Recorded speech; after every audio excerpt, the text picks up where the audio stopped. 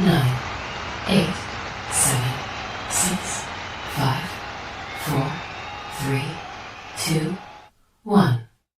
Begin.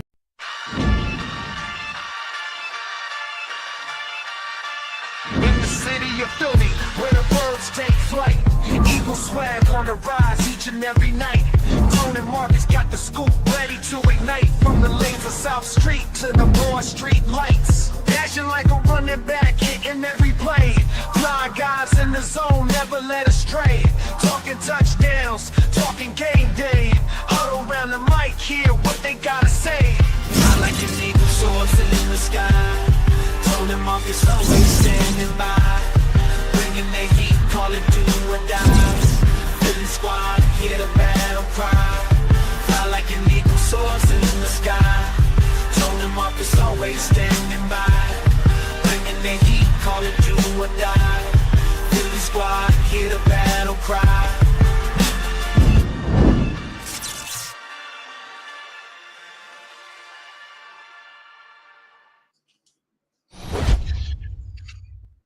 What up, good people? What's going on, Tone? We are back.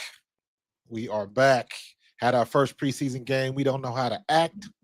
Football season is official. When you playing folks in different color jerseys, that's when it's really real. It hit different, don't it? It hits different. It's very different. It's very Man, different. super grateful to be here with you, my man. You already know how we get down here. Y'all tune know. Y'all tune Shout out to my man K-Sap already in the chat, man. You know what's so funny? Speaking of the chat, man, somebody was like, "Hey, Tone overslept again." Hey, listen, y'all don't understand, man. Like a lot of times when we trying to get there on time, sometimes technical difficulties and connections and all of that type of stuff. We got to get it right before we get it right. Or even me and you just start talking about whatever. Facts. And we go down a rabbit hole, and all of a sudden it's 10-10, or in your case 11-10. So yeah, man, I'm super grateful to be here, man. Super grateful to be here. I always think about how things can be different. Yeah. And I just want to show some love to my family. My family experienced a pretty big loss in the past 24 hours. So I just want to send prayers to my family, to my loved ones. It's not easy right now, but we getting by moment by moment. And we're gonna hold each other down. So yeah, man, just want to send love to my Aunt Lisa, my cousin Mark, my cousin Sheena, their kids. It's a lot going on right now back in Philly, but one day at a time, one moment at a time, we're gonna get through it. So I appreciate y'all for being here. A full transparency. Not easy for me being here, but I'm excited to talk sports with my guy Markus. Didn't mean to lay it on so heavy so early, but I appreciate y'all. We're gonna definitely have some fun. So I'm excited to get to this 53-man roster. Y'all know what to do. Y'all tune into your Eagles off-season show. Man, we're about to be in a regular season show, man. Y'all about to get 2 shows a week. Y'all ain't gonna know how to act. So make sure y'all smash that like button. Make sure you guys are subscribed to the channel, man. Let's get to it, Markus. Let's have some fun. Well, let me do this right now. For sure. Once we get in it, we gonna get in it. So I was at the alumni game. Oh yeah. That's right. You were there. Yeah. So this is for when I hit 10,000 subscribers. I'm giving this away, bro. Ooh, that's clean. Giving this away. That's clean. I like. Oh, that's signed. Oh no, you did the right thing. That's fly. That is fly. You see me right in the front row.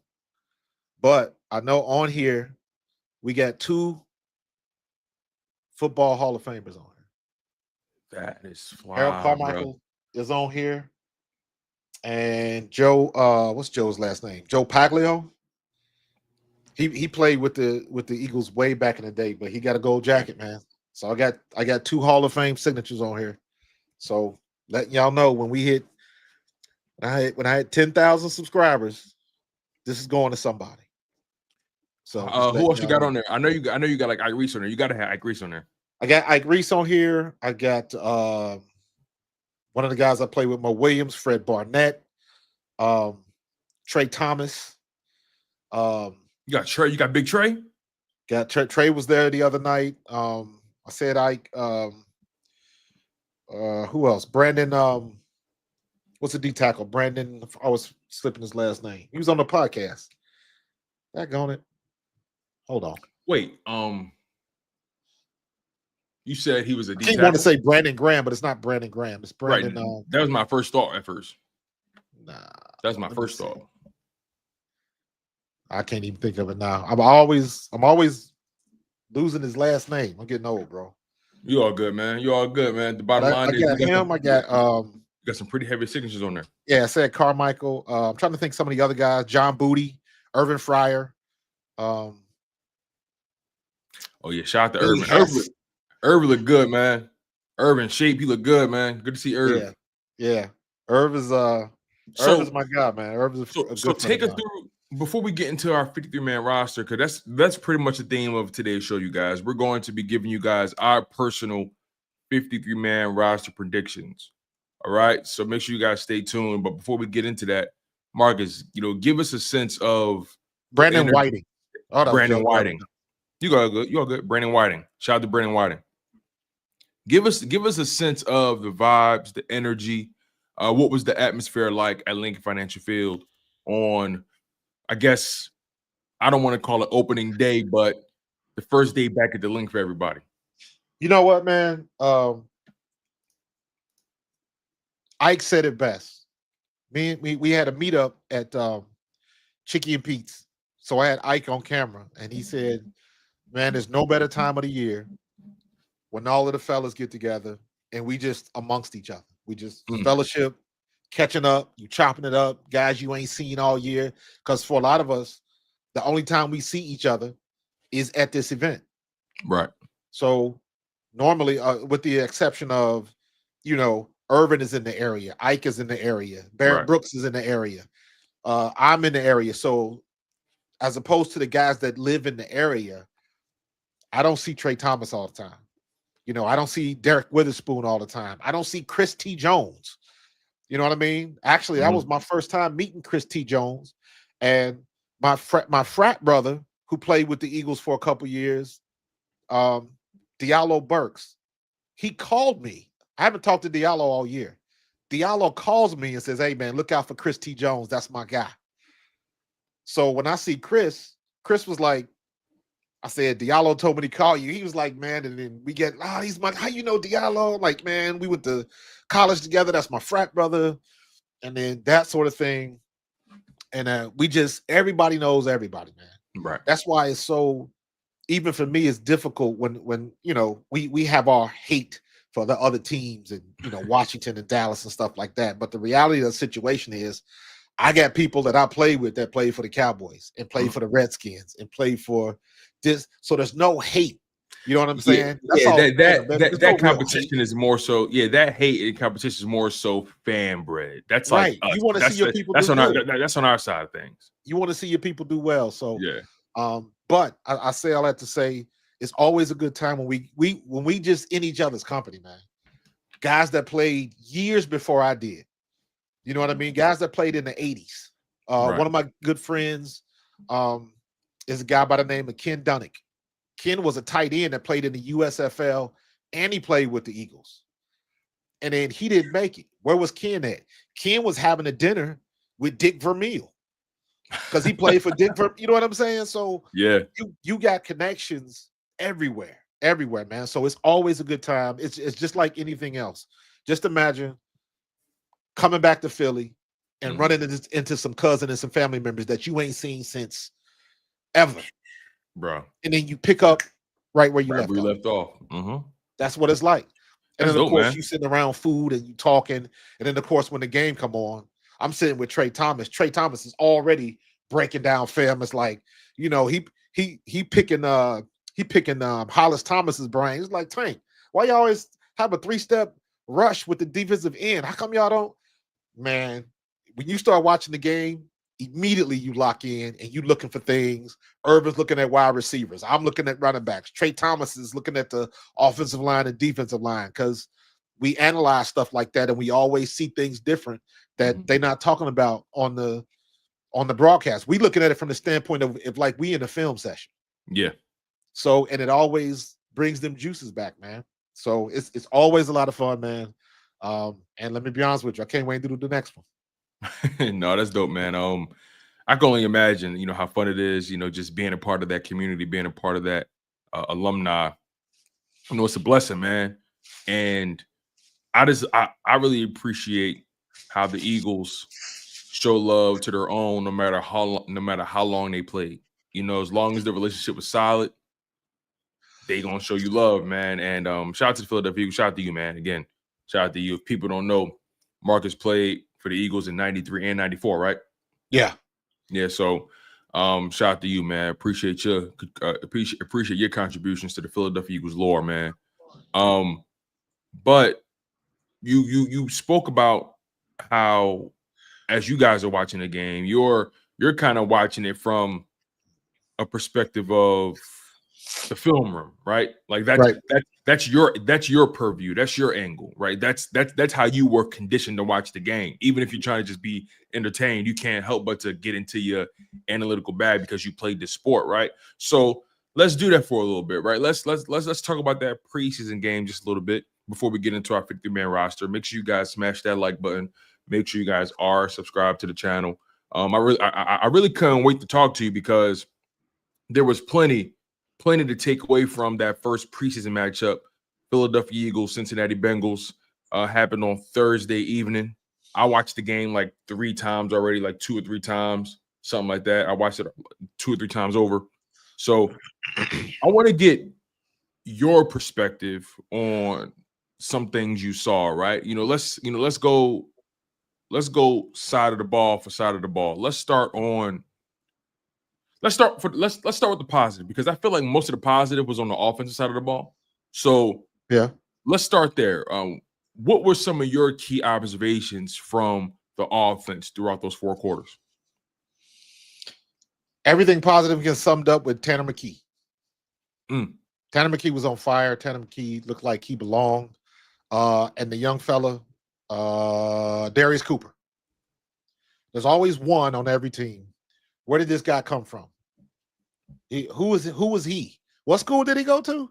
Last year was Jalen Hunt.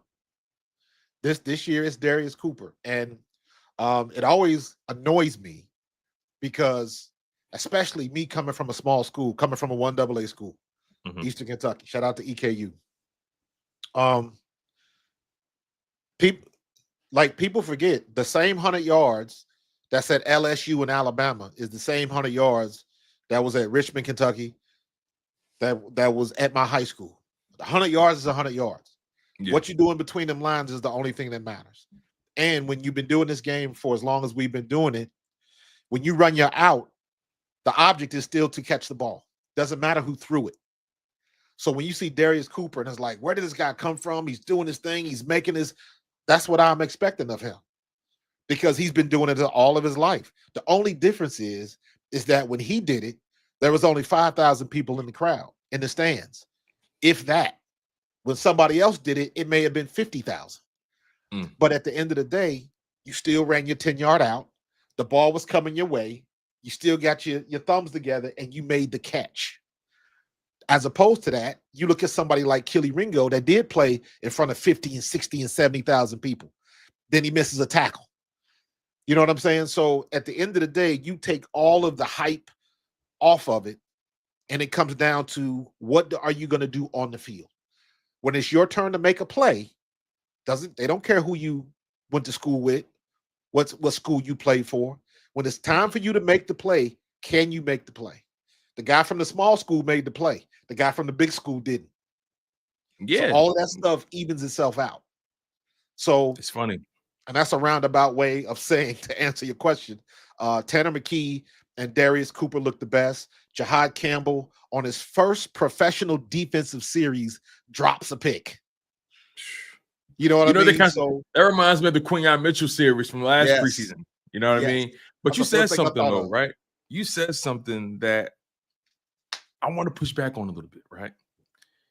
You said there's always one guy that pops for you, right? That nobody expected. Yeah. Now, granted, Jalen Hunt, Houston Christian, nobody ever heard of that damn school, but he was drafted in the 3rd round. Right. So with that draft stock alone, there are some kind of expectations, regardless of the school, right? I think for me, the difference between Darius Cooper and the Jalen Hunt situation, both relatively small schools, Darius Cooper is undrafted. And I'm looking at the way he's moving physically. I'm just looking at the way he's moving and the instincts, what he's doing after the catch. He just seemed like a player. And this may go back to your point about the same 100 yards no matter where you go. He just looked like he'd been there before. I didn't sense any hesitation. I didn't sense any tremblance, or he just looked like a natural to me. And sometimes we look at a guy on the field, even if you're not as well versed as you, right? You could be a layman like me. You could just see, no, that guy's different than everybody else. He was the best receiver on the field. Outside of Tanner McKee, Darius Cooper was the best football player on the field on Thursday. You know what I can see in him already? And this has nothing to do, in my opinion, this has nothing to do with talent, how fast he is, how high he can jump. None of that. I would guess that this kid's probably a pretty smart kid. And he probably picked up and learned the playbook quicker than anybody else. Because remember what I said. The players that learn the playbook the fastest, that means when they get on the field, they don't have to think. They already know where they're supposed to be. That is the difference from guys that are already shining in camp.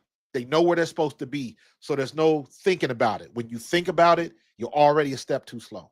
And you can tell he knows what he's supposed to do.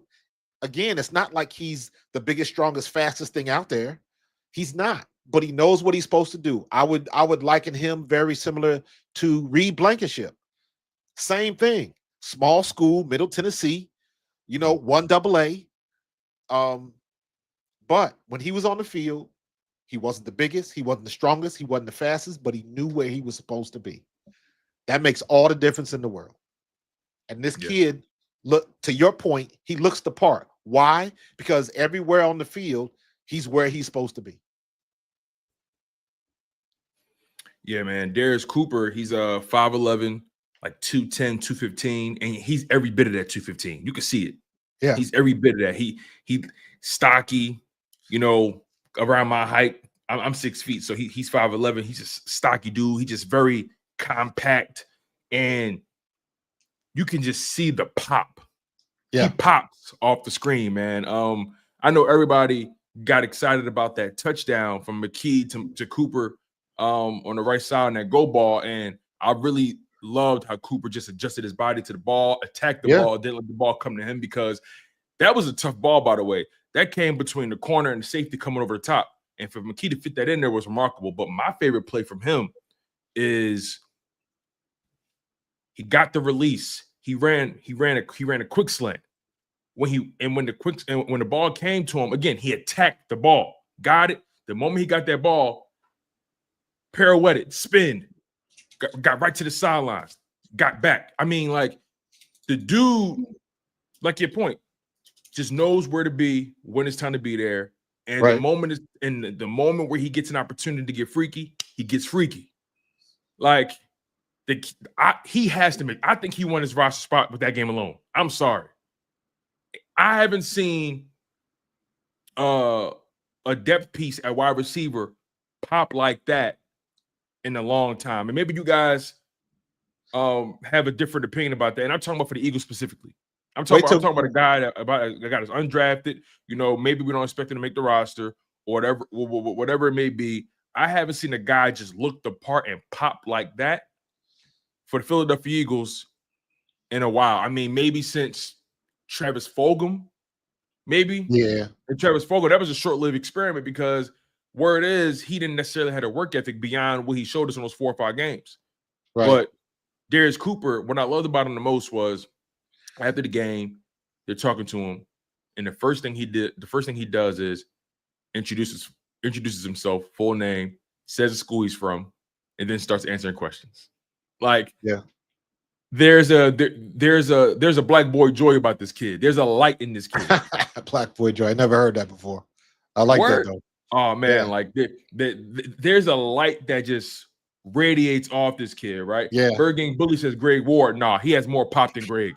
He's hard not to like. Yeah, I like Greg Ward, by the way. Greg Ward caught a lot of balls for the Philadelphia Eagles, caught a lot of tough catches. I feel like Greg Ward should have got more of an opportunity than what he did because he was just very reliable. But Greg Ward didn't pop like that. I'm again, Greg Ward could catch the ball. That kid can catch the ball too, but Greg Ward just didn't. That boy was running in 4D. Well, wait till game 3. Yeah, game 3. Game 3 is the important one because game 3, usually you'll get more starters that'll play a series or 2. Okay. Game 4 is all about the rookies making a spot, getting you on tape, because everybody's last-ditch effort to try to make a squad, and then people are getting cut, and then cut, waivers, picked up, all of that type of stuff. So that's your last spot to try to get some play on tape. So game 3 is the one where a lot of your veterans will play for a series or 2. Your starters will play for a series or 2, and then they'll pull them out. But the competition is a little bit better because you will be going up against all pros and stuff like that. So at least then you'll get to see something. Yeah. So game 4, you're not going to really see nothing because all the starters will be on the sidelines with the hat on backwards. So game 3 is game 3 because you know it's only 3 preseason games now. So I keep forgetting about that. Yeah, it's only 3 preseason games now. So that's what I'm saying. I think he won the roster spot now. So then it'll be next week against the Browns. Yeah. And look, this is my last word on Darius Cooper. Again, I know I'm waxing poetic about him. But again, my last words on him is the biggest takeaway for me. He looks explosive. He looks so explosive in and out of his breaks, and he creates legit separation. He was consistently a chain mover at key moments, by the way. Yeah. He was one of his most important catches was 4th and 2, converting for a first down. Right. And one thing about him, it's funny. You know that kid, Ted McMillan, that got drafted by the Panthers? Yeah. He ran a quick slant, right? They was at the goal line. He ran a quick slant. And it was a perfect ball. But he did too much on the release. And by the moment he made his break, the ball was already coming and he wasn't ready for it. If you notice with some of these veterans, some of these guys who played the game for a long time and know what to do, they can get you with one move. They know they're efficient with their body movement. They don't waste your energy is everything. And timing is everything in this game. You know this. At the line of scrimmage at wide receiver, you don't want to waste movement. You don't want to waste time trying to get jiggy at the line of scrimmage. Make your move, be decisive, go. Trust your technique. I saw Ted McMillan had an okay game, but that play in particular, he would have had a touchdown catch. But he got too freaky at the line, did too much wiggle, and by the time the ball came, it bounced off his hands. He should have caught it still, but nonetheless, it bounced off his hands. I'm watching Darius Cooper at the line of scrimmage. You don't need a lot of movement. One step. Ooh. Simple. Keeping it simple, smooth, technique, trusting his fundamentals, not getting too jiggy at the line, no wasted movement by this brother. No. That stood out. Sometimes that's hard to do when you got somebody guarding you. Because if an extra step gives the DB an extra step to catch you. Because once you separate, one step is about 2 yards worth of space, which is all you need.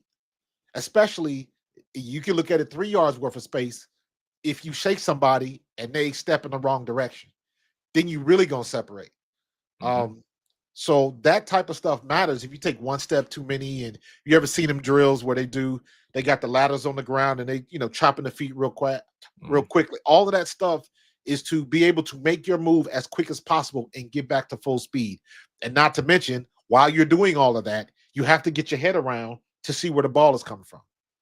So everything happens in a split second, and it can change in a split second. What if you used to getting the ball on the break, but the quarterback got somebody in his face, so you get the ball late. Now, instead of you running to an open area, you running into traffic, but you still open. But when that ball comes, you're going to take a shot. Still got to make the catch. So all of that type of stuff is fluid in the mix as it happens. And the guys that, to your point, that are ready for it, not doing too much, getting their head around, getting their eyes locked on where the quarterback is, and getting their hands ready. You don't have to have your hands up to necessarily be ready. You can still be running because you got somebody behind you trying to grab your hands. So you got to be in control of everything. And when you see that ball coming, get them hands ready, make that catch, and turn up to go the other way. And as simple as it should be, everybody makes it complicated, and everybody can't make the catch. So when you find somebody like Darius Cooper who can make the catch, you got to keep them. Yeah. And I saw your thing the other day about Wilson. I was laughing. Oh yeah, I wanted to get to that too. I wanted to get to that yeah. too. Because listen, I've been down on him, and I think rightfully so. I mean, rightfully so. Rightfully so. And again, he's a young player, and players deserve the opportunity to improve. Players deserve the opportunity to prove their doubters wrong, right? And full transparency, when we drafted Johnny Wilson, I was super high on him, right? Super high on him. But as the season progressed, I would just, whenever he got opportunities, I'm like, oh, you got to make that catch. You got to make that catch. The ball was there for you. You got to make that catch. You're too big to be playing that small, right? So this season comes, and I'm like, I don't know. I haven't heard too much about him of the offseason, all this kind of stuff. And his name's not really popping. In training camp right now, it's been kind of quiet. The names you hear in training camp have been Elijah Cook, Darius Cooper. You've even heard Aniyah Smith making plays in training camp, right? You haven't heard much about Johnny Wilson. Johnny Wilson comes into that game, and granted, he had let me sure I got this right here. He had 6 targets, 3 catches, and some of those targets just weren't the best ball. He couldn't really make a play on that. Just giving him grace. But 6 targets, 3 catches, 73 yards, averaged 24.3 yards a catch. Longest catch of the day was 28 yards. He had a 27-yard catch, a 28-yard catch, and an 18-yard catch, and they were not easy. No. The way he went up and got the ball, one of my favorite ones was the back shoulder throw. And I think that was like the 18-yarder. It was a back shoulder pass from McKee. The way Johnny Wilson was in control of his body, and everything he caught with his hands. Nobody catches. Everything, same thing with Darius Cooper. Everything was with their hands. So, again, I'll say it again. Johnny Wilson, brother, I was unfamiliar with your game. Listen, with somebody like him, and even Darius Cooper, Jack said he been on Darius for a while. We late. All right, okay, Mr. Dwight. I don't know. I don't keep checking receivers from Tarleton State. My bad. It's all good. But with Wilson, throw the ball up high. Throw it. Everybody should know if he's in the game, the ball's going to be at least 8 feet in the air. Let him go up, dunk with 2 hands, and come down with that ball. That's it. That's all he's got to do. Nobody will be able to stop him. Nobody. That's his skill set. Nobody else, unless he comes across somebody like Cooper DeJean that can jump out the gym. Right. You still have the advantage because you got positioning, and as a receiver, only you know where you're going. Facts. So make that to your advantage. So I think that they can put some plays in specifically for him. I thought the same thing. Now here's something funny. I thought the same thing with JJ Arcega-Whiteside. He's not going to be that every down. I just don't think he's that good. Johnny Wilson is definitely better than Arcega-Whiteside. Yeah, I know he's better. Point is I haven't seen Arcega-Whiteside make any catches like that ever in life. Arcega-Whiteside was 6'3", and both of his parents was Olympic athletes. Yeah, and I believe it was his father. Wasn't his father like a high jumper or something? I think it was his father or his mother, either, or maybe his mom was a volleyball or something. But it was in his genes, and I'm like, let that dude go up for the ball and come down with it. At least Johnny Wilson is getting that opportunity, and he's coming down to the ball. Nobody is going to out-jump him for a ball. Nobody. Marcus, I'm so glad you went there, right? Put the ball and put the players in positions to do what they do best, right? Thank you. And I think, in particular, offensively, right? Because we're going to get to the defense, but in particular, offensively, Kevin Patullo, and again, it's preseason, it's a vanilla game plan. Very, very vanilla. But at the very least, what you can do is put your players in positions where they can succeed. And I think I want to give Kevin Patullo a lot of credit for displaying that in his play calling. You can there was a clear and concerted effort that I'm going to put these particular players in positions where they can show off what they do. Right? I'm not going to make Johnny Wilson run a corner or a post. I'm not gonna make Johnny Wilson run a zig. He's not quick enough for that. I'm just not. He doesn't create enough separation for that. I may do that with Darius Cooper because he has he's quick enough to do that. Right. But Johnny Wilson, if you notice all his opportunities, go ball. 50-50 opportunities. Put him in positions where he can do and where his talent can shine. Darius Cooper, same thing. They put him in positions where he can utilize his speed, his quickness, his agility, his dexterity. I've seen that quite a few times last night. I want to give credit to Kevin Patullo for having a game plan that maximized the efforts of his players. Because first of all, they didn't put up 34 points by accident. Right? Another thing that I got to give credit for. Shout out to Anaya Smith. Anaya Smith took a big step forward for me in that game because Anaya Smith was struggling last year. Last training camp, 2024 training camp, he was dropping everything, wasn't playing with confidence, so on and so forth. He had an injury. He was behind the 8 ball. And the first time we seen him really was in week 18 against the Giants, and he had a pretty good game, right? So then that carried over into this training camp because he's been working out with AJ in the offseason.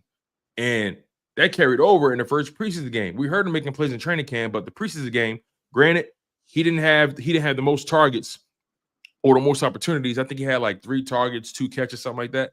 Yeah. But he managed to secure a 6-yard touchdown reception on a beautiful slant that just showed patience, showed his ability to create a separation, understood what he was supposed to do based off of the coverage that he received, and he secured the catch untouched. Then followed that touchdown up immediately 2 plays later. Followed that up with a 46-yard punt return. Yeah. Setting up the Darius Cooper touchdown, 20-yard touchdown. And this all happened within the 2-minute warning. That right there is execution at the highest level from your offense, from your second and third string guys. That's execution. That's coaching right there. Well, that's a carryover from last year because how many times? I mean, heck, even in the playoffs, the Rams game, first play, we cause a fumble on special teams. So special teams. That was Green Bay. In the wild card round, right?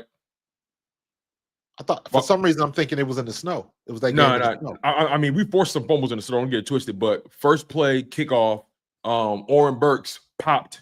Kayshawn Nixon for the Green Bay Packers fumble. Yeah. Jalen Hurts throws a touchdown on Jahan Dotson. Yep, you're right. But the point still remains is that it was special teams. So that's carryover from last year. And I think that is that there's a couple spots, putting together this 53 where special teams and playing both ways comes into play. So for him, making a statement like that this early always does well because first impressions stick. And that's the one thing, regardless of anybody behind him, regardless of what they do, everybody's going to remember that punt return. Mm-hmm. Especially coming off the touchdown catch. Like Absolutely. he had a very good sequence of plays, Anaya Smith, and that's how you make a roster, right? Yes. You do your job when you got an opportunity to do your job, and then you give them a little extra on top. You know what I'm saying? It's going to look good on film. Exactly, it's definitely gonna look good on film. And that punt return wasn't BS either. He had a couple moves in there where he had to get through some traffic, and that's where the game, in my opinion, got away from the Bengals. Yeah, that Anaya Smith touchdown, followed by the 46-yard punt return, then the Darius Cooper touchdown. That's 14 points in less than 14 points in a 2-minute warning. That's where the game got away from the Bengals. And let's not be. I would be remiss if I didn't mention this. The Bengals played their starters for those first 2 series. Yes, they did. Those first 2 series. Yeah, and Tanner McKee and that backup offensive line and Will Shipley and AJ Dillon and those boys, they were cooking them. They lit them up. They lit them up, man. Water show the Will Shipley. He had a 38-yard run, very explosive. Still has to learn to unhook that trailer though. Got to unhook the trailer, man. he had that guy one-on-one. I wish he would have beat him somehow, maybe made a move. Maybe listen, easy for me to say. I went back and watched that play about 5-6 times. Okay. And I slowed it up. And the only thing I'll say is, to me, it seemed like this goes into what I was saying about thinking. Mm. It seems like for a split second. Did he look surprised he was out there? No. Okay. For a split second, he thought about cutting it back. Because that safety was coming up at an angle on him. So if he does a hard cutback back to his left, that's what I was expecting. Maybe he can, but it was one of them things where what I wish he would have did was I wish he would have took another step outside and just made a beeline to that sideline and turned it up. He may have been able to outrun him to the sideline and beat him to the sideline and then turn it up. Or like I said, if you're gonna cut it back, plant your foot in the dirt and make the decision and go. Because if you can get him off balance or out of position, even if he gets hands on you, you might be able to spin out of it or just jump out the way and, smack him away and beeline to the end zone. So situations like that is touchy. But to me, it looked like for a second, he was like, should I cut this back? Nah. Yeah. But I think he could have made a beeline to the sideline and outran him to the end zone. You know what it'd be looking like sometimes too? Because it kind of reminded me of that 50-yard run he had in the NFC Championship, right? Yep. It's to me, it always looks like he's and not saying it's not important, but it always looks like he's supremely focused on ball security more than anything. That's right. It looks like he makes the decision. I got the yards. Now just secure the ball. I got the yards. Yeah. I got the yards. I already won. Let me not overcook it. Don't do nothing stupid. Don't do nothing. He looks like a guy that's don't turn the ball over. He looks like somebody that's saying to himself, "Don't fuck it up. Don't fuck it up. Don't fuck it up." Yeah. But again, I like Will Shipley. Very useful. That play last year, he psyched himself out. He should have been gone. He was gone. He was gone. He was so worried about somebody coming from behind. He should have never turned around. What that tells me is at some point in his college career that probably happened to him.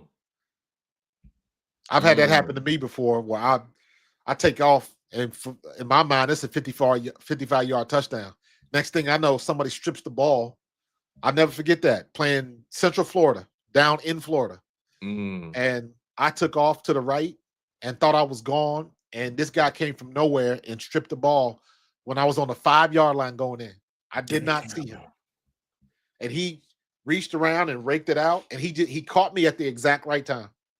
Because I never held the ball loose or nothing like that. But he caught you at the right angle. He got in there when I was like this and got his hand down there and just ripped it out. And I was like, nothing I could do. He made a play. Yeah, man. So yeah. But I also got to show love on that 38-yard run by Will Shipley. I got to show love to the offensive line. In particular, I got to show love to Tyler Steen.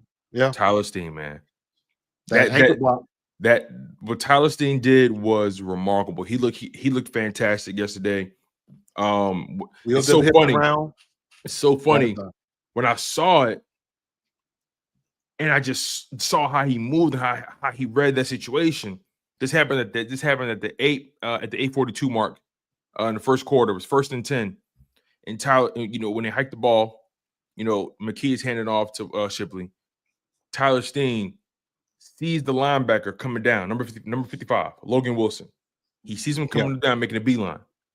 Tyler Steen finds a way to seal him in the A gap. And then at that point, Will Shipley got sprung loose. Shipley was gone. Right. And shout out to Matt Pryor as well, taking care of his man on the island on the right side. Matt Pryor had a good game. And so did Kendall Lamb. Drew Kendall, he's the backup center. Yeah. He's the backup center. No bad snaps. He looked comfortable out there. He looked like he belonged. Brett Toth, a little up and down. I think Darren Kennard did all right as well. So, yeah, man, got to show love to the offensive line. I want to show love to A.J. Dillon as well. First game back, playing over a season. hasn't played football in over a year. Matter of fact, hasn't played football since 2023, right? Look good. So Look quick. He looked pretty good. Got skinny one play. Got through the hole. Yep, he looked powerful. He had a Powerful, run. running with them knees up. Yep. Yeah, he's gonna be a problem. Yeah, and Dylan made some plays in the passing game as well. He was a target in the passing game. Dylan had 27 yards on the ground, 27 yards in the air. One of my favorite moments from Dylan was in the second quarter. He had back-to-back runs that really showed his bounce. And I think this goes to your point about getting skinny. He had a moment where he kind of just was bouncing through the traffic. Yeah. And then he got skinny, then got powerful. And he carried these guys from the 1st and 10 to like second and 2. It was crazy. So he got north and south quick. Yeah. He still got his speed. He still looks good. I think that's a good change up. His vision is strong too. He has a good vision for him to be able to get maneuver through that traffic and just bounce and just do his thing. I think that's a very good change up from Saquon and Shipley. So it looks good. We're not going to lose anything from losing Kenny Gainwell. And he looked for a back his size, he looked very good. Yeah. Last word about the running backs. To your point about the change of pace from Saquon, I know people are talking about who's going to be RB2, who's going to be the guy behind Saquon to get most of the snaps, and I honestly think it's going to be situational. I think just based off their skill, AJ Dillon and Will Shipley's skill sets are vary so much, and Saquon is like a blend of both of them. This running back room kind of reminds me of the 2017-2018 running back room with Jihaad, LeGarrette Blount, and Corey Clement. Will Shipley's like that Corey Clement scat back type. LeGarrette Blount, AJ Dillon, the power guy, and Jihaad to Saquon, the one cut, the back that can break one. So not to say Blount couldn't break one, but he could because he could. But I just think the versatility and skill set is what stands out to me, and I think. Yeah. And I think you can get a lot done with those 3 running backs. And I think this is the perfect running back room, especially with Saquon coming off of that 2,000-yard season. I just hope we continue to use the running backs like we did last year with Saquon. Yeah. Because we have the offensive line to do that. And that is a window inside of a window. Everybody, your window to win a championship is closing or it's open, or the window in the window is right now we have the best offensive line in football. So it doesn't matter who is in the backfield. That offensive line is going to push and move forward. Any running back should be able to get 3 to 4 yards of carry easy behind this offensive line. They all averaged 5 yards of carry the other day on Thursday. They all averaged like 5-6 yards of carry. So if we take that and if they commit to it again like they did last year, I don't see that opens up everything else. When you just look at the Super Bowl, when everybody was worried about Saquon Barkley, and now every defense we play in the back of their mind is like, oh shit, do we have to are we gonna bring somebody up for Saquon? Because we saw what happened last year in the Super Bowl when we left AJ Brown and Devontae Smith one-on-one on the corners. We can't leave our DBs on an island. So that just makes the run game that much more effective because you got to pick your poison. And if you're a defense, there are no good options for you. None. Yeah, I agree with you 100%. My last word on the offense, Tanner McKee, the best backup quarterback in the NFL. I'm sorry. The best backup quarterback in the NFL. He just looks clean out there, looks confident, stands tall in that pocket, not known for his mobility, but knows how to get out of dodge and make a play and make quick decisions. Understands his body, understands his skill set, fearless and knows how to put the ball in a place where the guy has a chance. Yeah. I think that's his most valuable trait. The ability to put the ball somewhere where the receiver can make a play, give the guy a chance on the ball. McKee, 20 for 25, completed 80% of his passes, 252 passing yards, averaged over 10 yards an attempt, 2 passing touchdowns, no interception, only got sacked twice, and also capped it off with a touchdown run with the tush push, which was a big middle finger to the NFL. So Tanner McKee, man, 80% completion, over 250 yards passing, 3 total touchdowns, over 10 yards average per throw. The dude was clean. He was confident. And what was so funny how when they asked him about his Madden rating before the game, or I think it was training camp, he was at a 61. Okay, he was like, okay, we got to change that. Hey, listen, pay attention on Thursday, y'all. I got you. Pay attention on Thursday. And I like a guy, and again, they're having fun with it. He's not really talking trash, but he's having fun with it.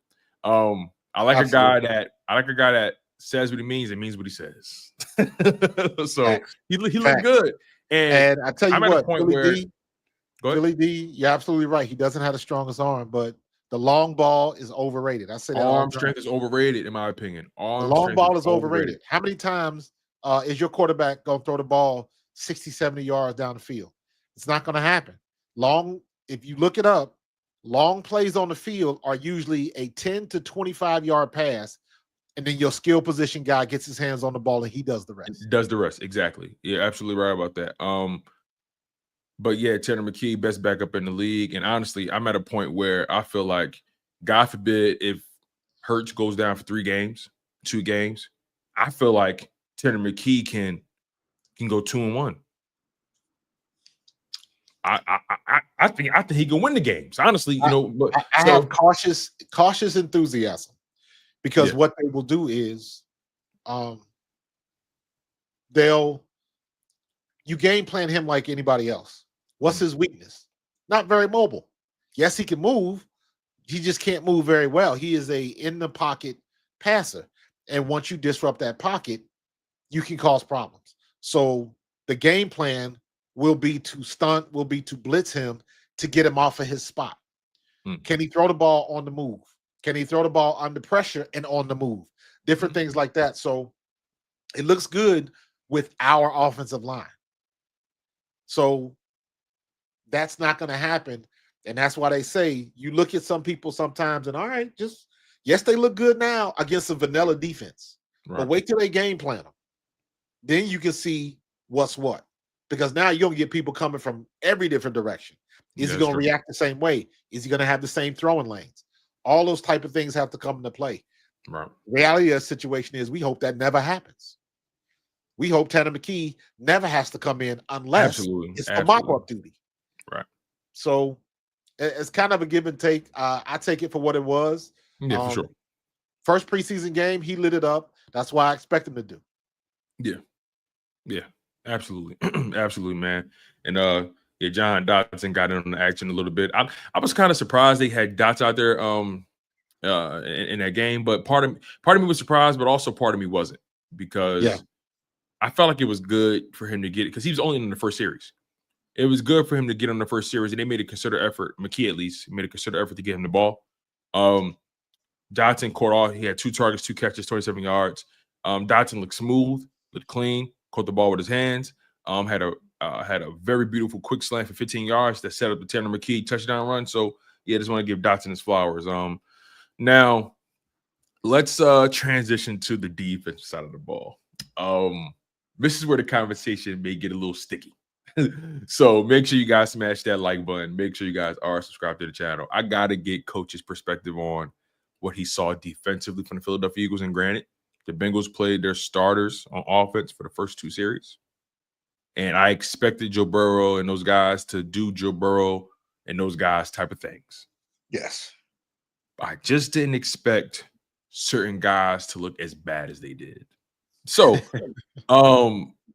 I feel like my opinion is pretty known about this. I'll share it with you once you provide yours, but just give me your thoughts on what you saw in particular. Let's start with the DBs. Let's do that.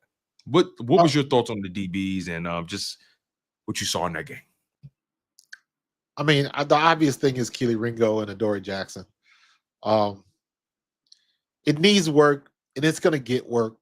The good thing about this is you'll know without a shadow of a doubt next game, because now all the pressure is on both of them.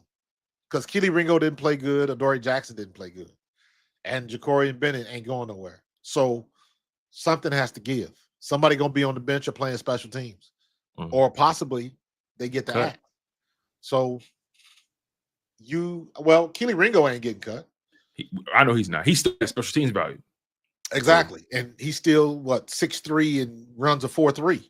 So that doesn't change. And the way we're going right now, Vic Fangio might have to move him to safety. You know what I'm saying? So,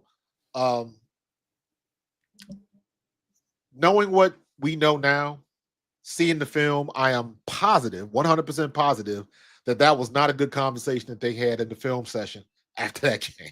Ooh, Him or Dory Jackson. What do you think? If you had to guess, because Fangio in his press conference, right? They asked him about the performance, and on one particular play, the play where Ja'Marr Chase ran that out, and Keely tried to tackle him, and he just lost him in the wash, and Ja'Marr Chase was going for 30+ yards. Vic said, "Look, I'm not mad that Chase made the catch. Right? It was a zero blitz. Like, I'm not mad he made the catch. You're not gonna call a zero blitz in that situation." Right. He even said, I called certain plays that night or last night because I wanted to see how my players would react to being put in that situation. He was very intentional about calling the plays the way he did. And he said, I'm not mad that he caught the ball. I'm disappointed that he didn't tackle him. And that was very interesting to me. Keely Ringo, like always, in position, just can't make the play. Just didn't make the. And I almost wanted to say, dude, do you need some rec specs or something? Did you need like? I did not understand the angle that he took. That to me, that made no sense. Yeah, that's Ja'Marr Chase. I didn't understand how much space he gave him too. That catch. He gave him too much space as well. Well, but things like that is going to happen because what you're trying to do is, again, that's Ja'Marr Chase. So you got to make a decision. If you leave yourself open, is he going to run past you? That's what they do. That's the benefit of being on offense. You don't know if he's running an out. You don't know if he's running an out and up. You don't know if he's running a quick slant. Is he going to make you a move to the outside and then slant across the middle? That's the benefit of being on offense. Yeah. So I don't necessarily mind, just like Fangio said, of where he was on the route. I just minded that after he caught the ball, the angle you took made absolutely no sense. None. Break it down. Because when he catches the ball, Keely Ringo goes over top of him. Almost a yard over top of him. It's almost like he just didn't think about the fact that Ja'Marr Chase could plant hard on his left foot and go back to the right.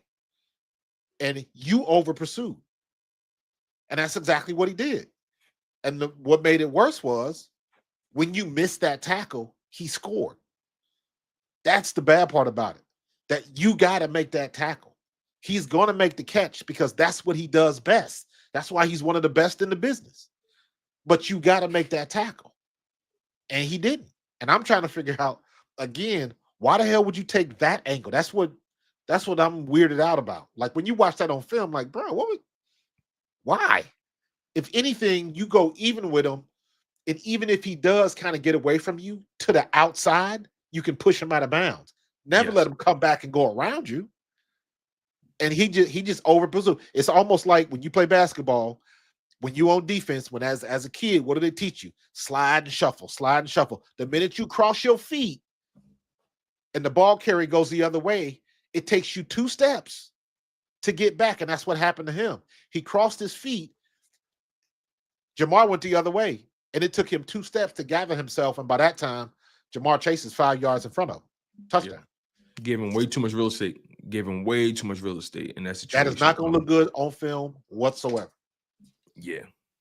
And again, it's Ja'Marr Chase. It's not an easy matchup. Fangio acknowledged that. He said, listen, they didn't get easy. It wasn't an easy matchup for them last night or Thursday night. He was very clear about that. He understood the situation they were put in, but there were just certain things that he just felt like shouldn't happen. And bringing it to Ojulari Jackson's way, Ojulari Jackson didn't look too good either. Ojulari Jackson gave up some plays that I thought he should have been able to break up. Yes. He just always seemed a step behind, and I'm not seeing the light at the end of the tunnel for him. I'm really not. He's almost 30 years old. he just didn't really show. He didn't look good, man. I actually want to give you the stat line. From those guys. So Keely Ringo gave up. Keely Ringo was targeted 4 times, gave up 4 catches, allowed 79 receiving yards and a touchdown. But Dory Jackson was targeted 5 times, gave up 4 catches. One of those targets was a drop, so it should have been 5 catches, Right. and gave up 45 yards. So between those guys, they were targeted 9 times, gave up 8 catches, gave up over 120 yards receiving and a touchdown. Yeah. You can't get again. The conversation in the film room is not going to be pretty. Michael McClain, to your point, they both play like rookies. They both play like they were new to the soil. Yes. Like they just jumped off the porch.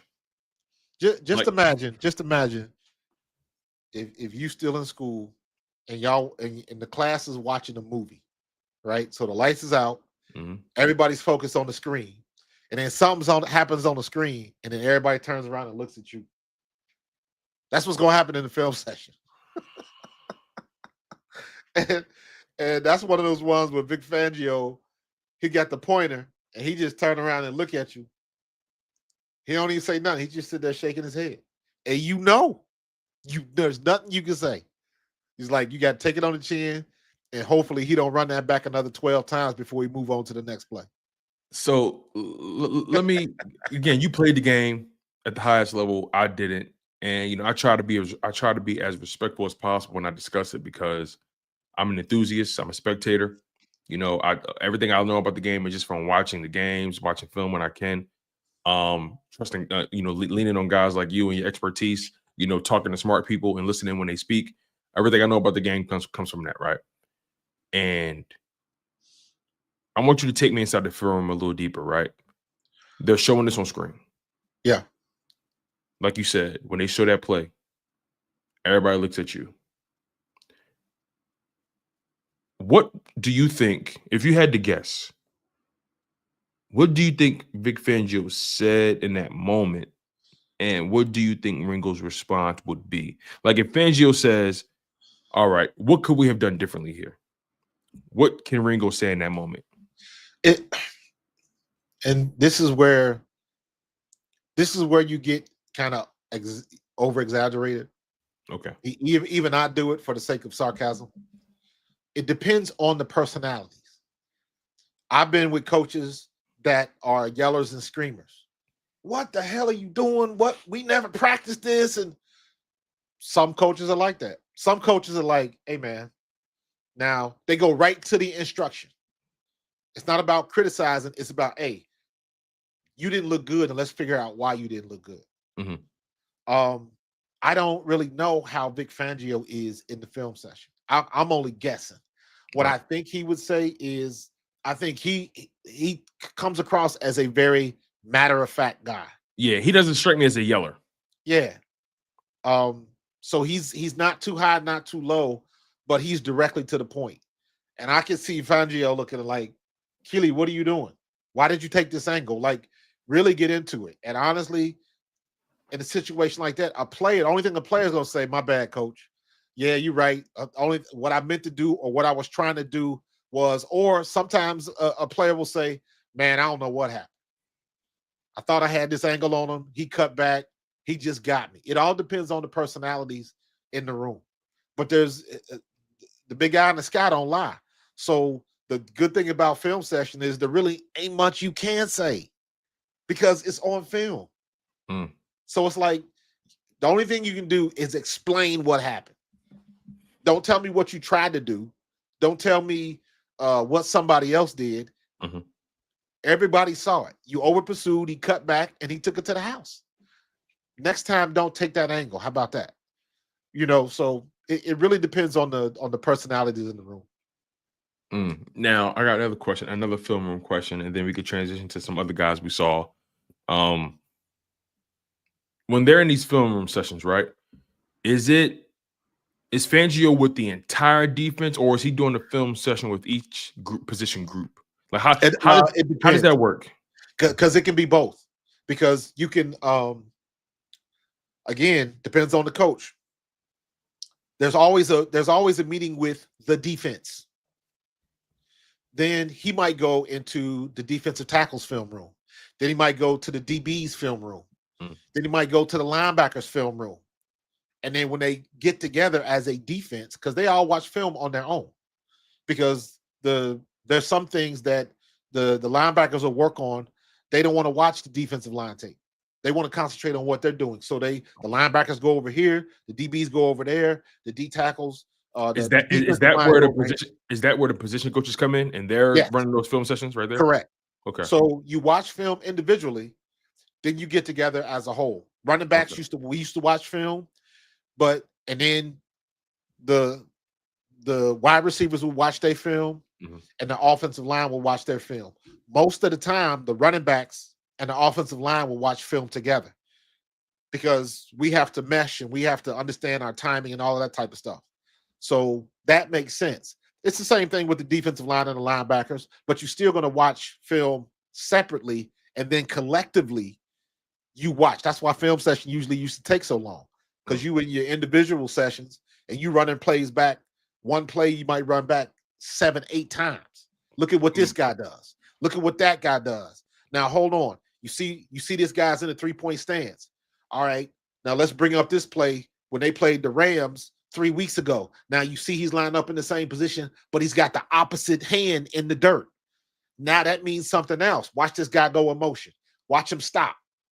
If he doesn't go back, this is one thing. If he continues out and he goes outside the numbers, that means something else. Everything you do on film, everybody's writing notes because everything means something.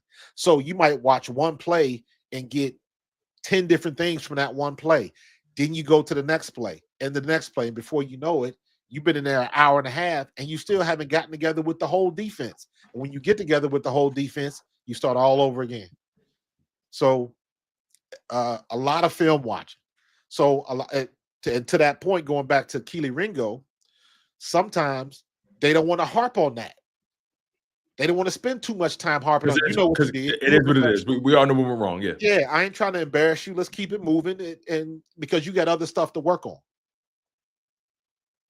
Makes sense. That makes a lot of sense. Any other takeaways from the defense for you before we get to our 50-man roster prediction? Jihaad Campbell, I think he looked.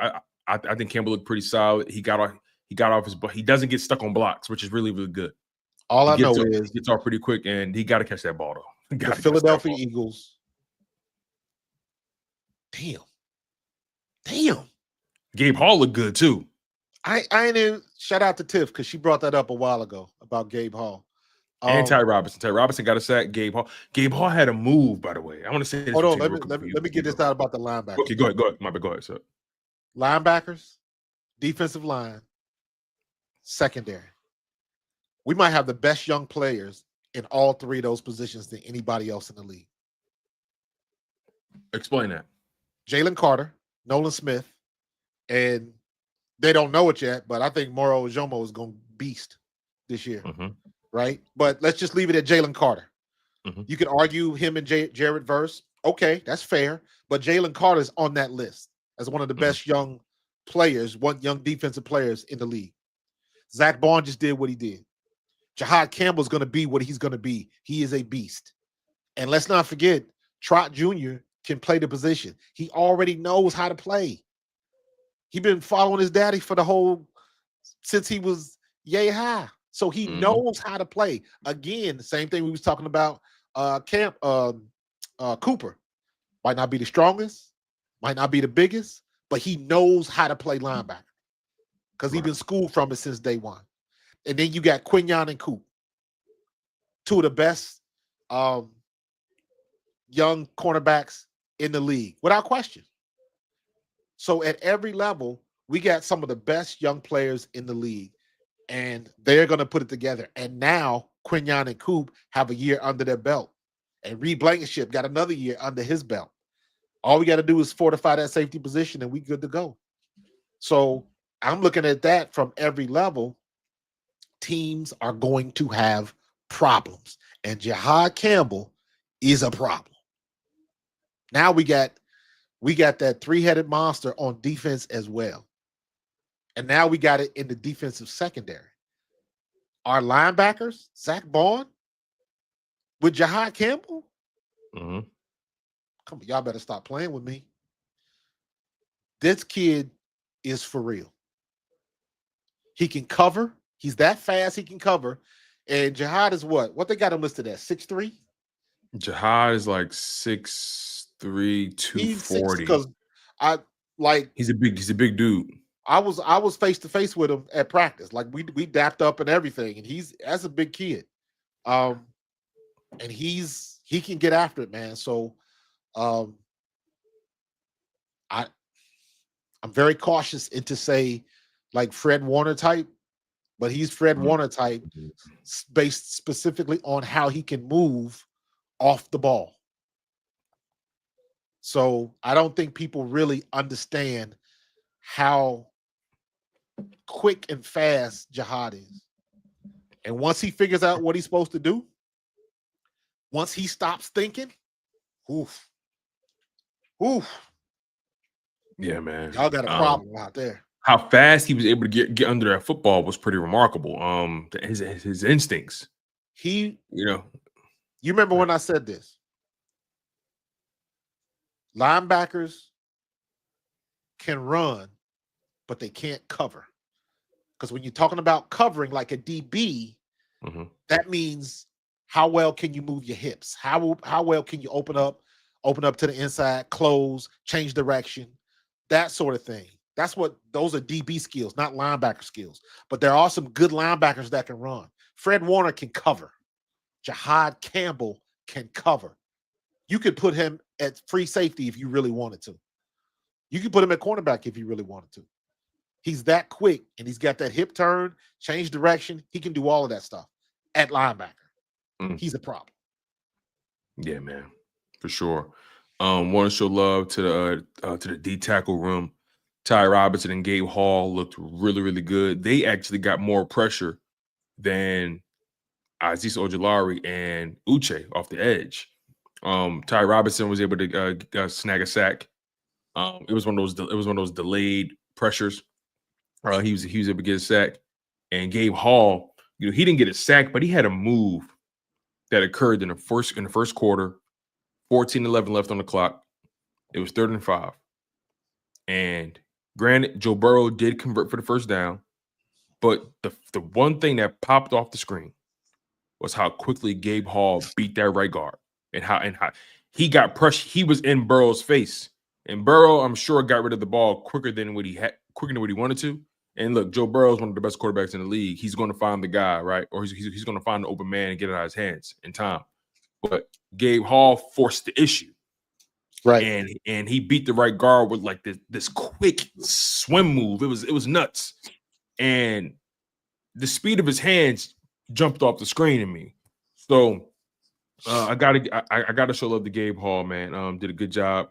You mentioned linebacker. Smile Mondine didn't have his best debut. He missed a couple tackles. Yeah. The tight end ran through him and Matt McWilliams for the touchdown. Smile Mondine had some things to clean up for sure.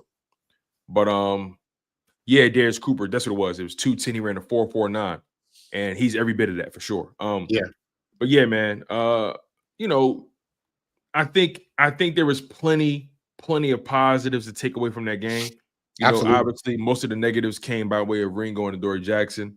I don't think Sidney Brown looked that bad either. I think he went down with a shoulder, though. I'm curious to know what's the update with that. He got nicked up, and that concerns me because I'm like, bruh, it's like we just got you back. So is he gonna have that injury prone moniker on him? You know what I mean? So the possibility of moving Kelee Ringo to safety, I think is ever present. I think it's ever present. So they haven't even, as far as we know, they haven't even tried him out there. No, and exactly. I think they've just been really trying to drill the CB2 into him, but the longer this thing draws out, the more and a lot of people have been saying it. You know, a lot of fans have been saying it. Yo, just move him to safety. Yo, he's athletic. He can tackle. The thing is, he tackles way better than what he showed in that game. He does. Which is very. That's why I'm like, why did you take that angle, bro? I'm gonna be honest with you. I hate to say this about a guy. And also shout out to Patrick Johnson. Had a sack and an interception. Shout out to Patrick Johnson. Had a good. One thing about Patrick Johnson, he gonna give you some preseason highlights. Right. But you know what it looked like, honestly. And I hate that I gotta say this about a guy that's in the NFL, been in the league for 3 years. Keely looked starstruck. He looked starstruck. And look, maybe I'm reaching, but like I think that's just his look. But no, I don't mean like quite literally like look starstruck, but I mean like just like whenever I see a guy acting out of character, I'm like, or put it to this way, whenever I see a guy failing at the things he's normally good at, I'm all like, what can I attribute it to? I'm asking, Marcus, isn't it a rhetorical question? I'm legit asking, like, you can Fangio literally said it. He said one thing I know about Keely, he can tackle. I ain't worried about that. Yeah. And when you see him miss a tackle like that, and it leads to a touchdown, 36-yard touchdown, and Jamar Chase was jogging in the end zone. He was jogging. Yeah. Like it's one of those things that's the scary part. Because you have to come to the reality that this guy might not be it. I thought he was it. He went to the big school, right? He played in the SEC, right? Didn't he win a national champion? Yeah, game winning pick six. He checked off all the boxes. But you get to the next level, it's like, bro, it's like trying to tie your shoes and the shoelace break. It's like you don't have just enough string to make it happen. It's like, bro, you should be there, but you're not. Why are you not there? And when you keep asking that question to a third-year veteran, he's not a young veteran anymore. He's a third-year vet, even though he's young. No, yeah. He's in year 3 now, man. So you got to look at him like the easy comp is think about it when you were in high school. When you were a freshman, you're low man on the totem pole. When you were a sophomore, you're getting your feet wet and you got a lot more confidence. When you were a junior, you're considered upperclassmen. So everybody's looking at you. So juniors and seniors are in the same boat.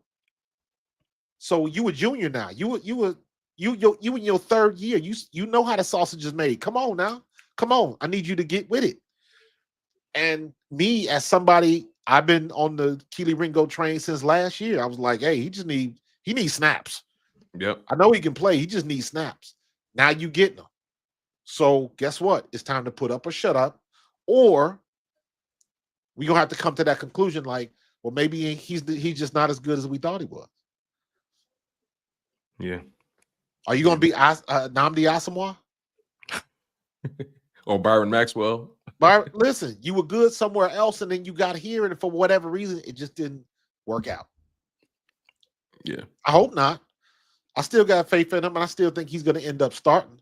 But I tell you what, I believe, breaking news, I believe I'll be able to get at practice this week.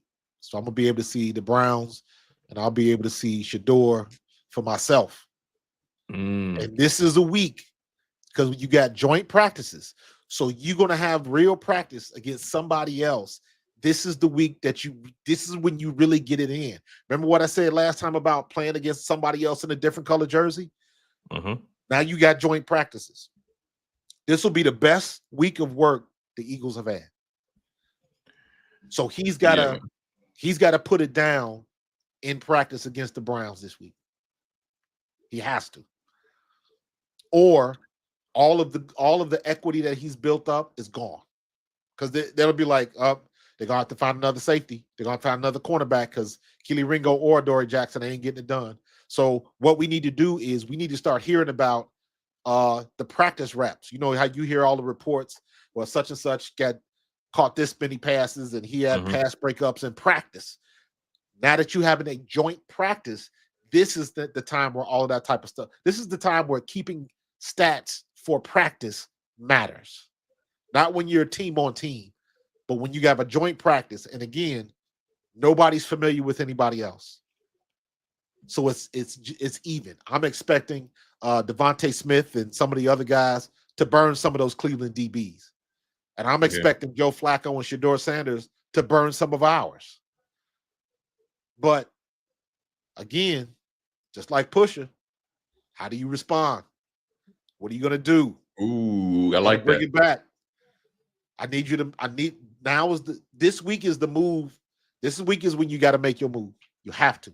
Hey, listen, Pusha also said, you either with the Pro Bowlers or the amateurs. Yeah. Simple as that, man. You either know, with the Pro Bowlers or the amateurs. If you know, you know. So I don't know. He knows that. Keely knows that. He knows what it looks like. He knows he is fighting. He's not fighting for his job, but he's fighting for the opportunity to start. That's what he's fighting for. They're not going to cut him. He does not want to be relegated to special teams only. Yeah. Or having to wait to see if somebody gets hurt for him to get some snaps. So, but now is his opportunity to take advantage of it. And saying all of that, ain't nobody else took advantage of it either. That was a prime opportunity for Adoree Jackson to step in. He couldn't do it either. Yeah. So now that's his own saving grace. That Bennett nobody don't else know the defense yet. Bennett don't know the plays yet. He better hope he don't. Because Quinyon Bennett went up against Jamar Chase before. He went up against somebody's, and Quinyon Bennett had his first practice. I think yesterday. Yes. And they had him with the 13. He just got there. He picked up everything. They're not throwing him into the deep board just yet. But I brought this up. On my live stream, and I don't think it's an accident that Quinyon Bennett was traded for by the Philadelphia Eagles, right?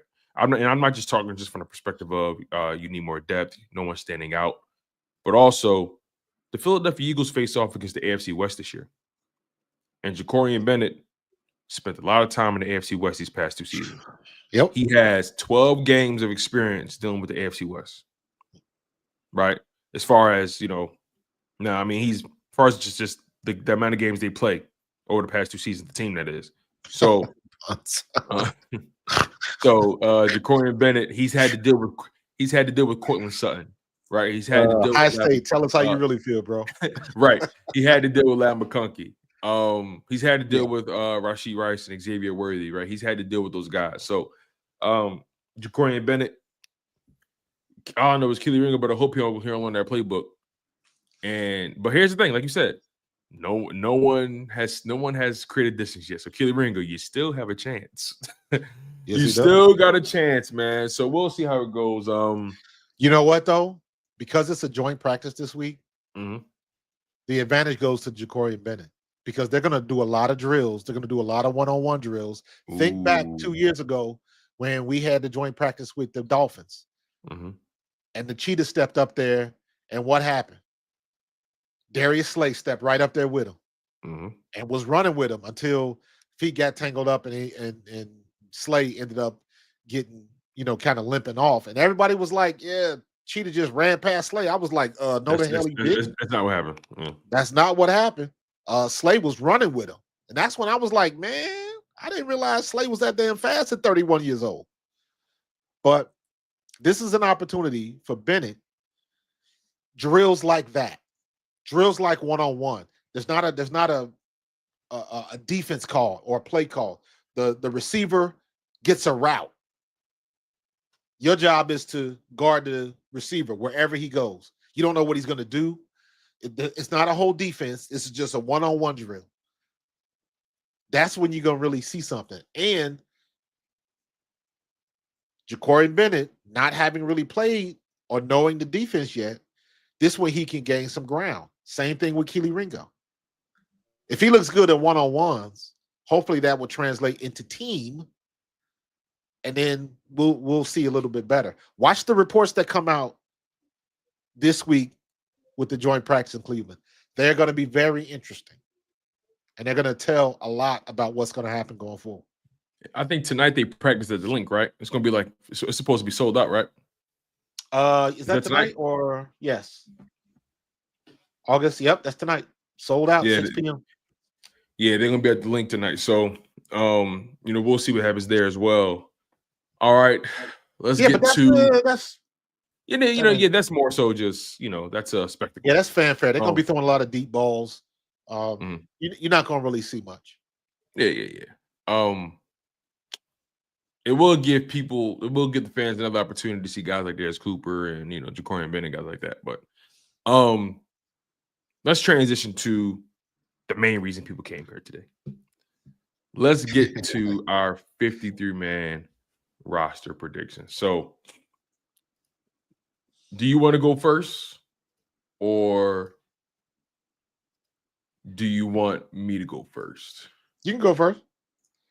All right. So I got mine in the queue here. You just gotta bring it up for me. All right. Let's see here. All right, hold up. I'm switching.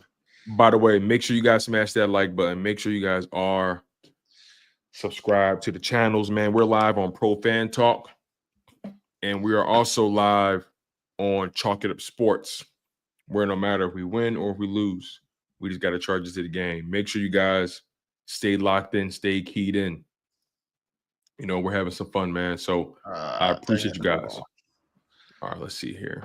Thought I had a background for this, something a little darker, so you can see it. Let me see if I can make this a little bigger too. That'll work. There you go.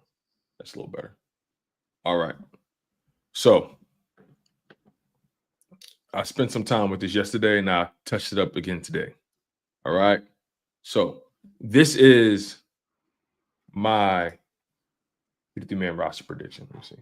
Let me fix that right there. All right. So quarterback, I think it's pretty straightforward as of today. Jalen Hurts, Tanner McKee, Dorian Thompson-Robinson. I think Kyle McCord, granted, his blocking didn't hold up the best when he came in that preseason game, but I just think Dorian Thompson-Robinson just hasn't beat. He just looks more comfortable. He looks more in control. He's outplaying him in training camp, and he outplayed him in the preseason game. So I got to go with Dorian Thompson-Robinson there. At running back, I have Saquon, A.J. Dillon, and Will Shipley. I think that's pretty straightforward as well. Wide receiver, I have the Philadelphia Eagles keeping 6 receivers. Okay. I think last year they kept 5, but this year I think they keep 6. A.J. Brown, Devontae Smith, Jihaad Dotson, Johnny Wilson, Darius Cooper, and Nia Smith. Now remember, last time when their official 50-man roster came out, it was before they traded for Dotson, I think. So now Dotson's there. I got them keeping Wilson, Darius Cooper, and Nia Smith. Those are the 3 receivers, in my opinion, that have that I think have the edge right now. Now, granted, Elijah Cook, somebody who I've been high on due to his training camp stuff, but he went down pretty early in that preseason game, so he didn't get a chance to really show what he can do. So that's a knock against him right now. Johnny Wilson showed up, did his thing. Darius Cooper showed up and did his thing.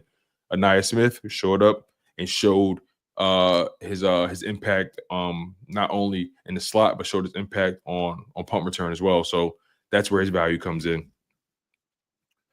Tight end, I have them keeping 2 tight ends. I think ultimately they may have 3 tight ends on the roster when the season starts, but I think their mindset is we don't have to waste a roster spot on the tight ends we have behind Grant Kakatera right now. We need to reserve that for positions of higher importance. And even in 2024, they only kept 2 tight ends on the official 53-man roster. So I got them keeping 2 tight ends. Then offensive line here, I have Lane Johnson. I have to keep 10 offensive linemen. Last year they kept 9. I think they keep 10 this year. I have Lane Johnson, Tyler Steen, Cam Jurgens, Landon Dickerson, Jordan Mailata, of course. Then I have Kendall Lamb, who will be your backup left tackle. I have Drew Kendall, who's your backup center. I have Matt Pryor, who has position versatility to be your backup right guard and backup right tackle. And I have Trevor Keegan and Darian Kennard, who I believe the Eagles are developing and they don't want to allow to hit the practice squad, or they don't want them to hit free agency. So I I got guys in there that play tremendous positions of value. Drew Kendall, backup center. Matt Pryor, versatile, right guard and right tackle. Kendall, backup left tackle. Kendall and Matt Pryor have the most experience out of all these guys. And I think on offensive line, you got to have that. So those are my 10 offensive linemen. And I just think Darren Kennard and Trevor Keegan, they really believe in those guys and they're developing them. So, and I just think Brett Toth hasn't been consistent enough. I think Brett Toth is somebody you can get back if you want him. All right. Before I get to the defensive side, any questions or anything that you got questions about? No, we pretty much even. I got a couple differences. Okay. Okay. Like I got an extra running back. Okay, that's cool. That's cool. I can't wait to see your list because but it's very similar at key positions, but and I know we were supposed to just project it out, but I'm thinking like I'll get into it. Yeah. No, I feel you. So yeah, that's my offensive side right now. So I just do a quick recap, you guys. On the offense, Jalen Hurts, Tanner McKee, Dorian Thompson Robinson. Keep it 3 quarterbacks. Keep it 3 running backs. Saquon Barkley, AJ Dillon, Will Shipley. Keeping 6 receivers. AJ Brown, Smitty, Dotson, Johnny Wilson, Darius Cooper, Anaya Smith. Keeping 2 tight ends. Dallas Goedert, Grant Calcaterra. Keeping 10 offensive linemen. Lane Johnson, Tyler Steen, Jurgens, Dickerson, Melada, Kendall Lamb, Drew Kendall, Matt Pryor, Trevor Keegan, and Darian Kennard. Now to the defensive side. I have the Eagles keeping 6 D tackles. They kept 6, I believe, in last year as well. I have them keeping Jalen Carter, Jordan Davis, and Moro Jomo, of course. Then Ty Robinson, Gabe Hall, and Byron Young. I'm rolling with these 6 guys at D tackle. If Thomas Booker IV was here, then it would have been a little bit more challenging. But because he's not, I think D-Tack was pretty easy to predict this year. Then off the edge, our off-ball linebackers. I have Nolan Smith, Jalen Hunt, Josh Uche, Azeez Ojulari, Patrick Johnson, and Antoine Paul Ryland. I have them keeping 6. APR. Then at linebacker, I have them keeping 4 guys. Zach Bond, obviously, Jihaad Campbell, Jeremiah Trotter Jr., and Smile Mondon. At corner, I have them keeping 6 corners. Quinyon Mitchell, Cooper DeJean, Jacorian Bennett, Keely Ringo, Matt McWilliams, Eli Ricks. Then at safety, I have 4 guys. Reed Blankenship, Sidney Brown, Andrew McCuba, Tristan McCullum. Wait a minute, how many? Okay, yeah. Yep. 4 safeties, Reed Blankenship, Sidney Brown, Andrew McCuba, Tristan McCullum.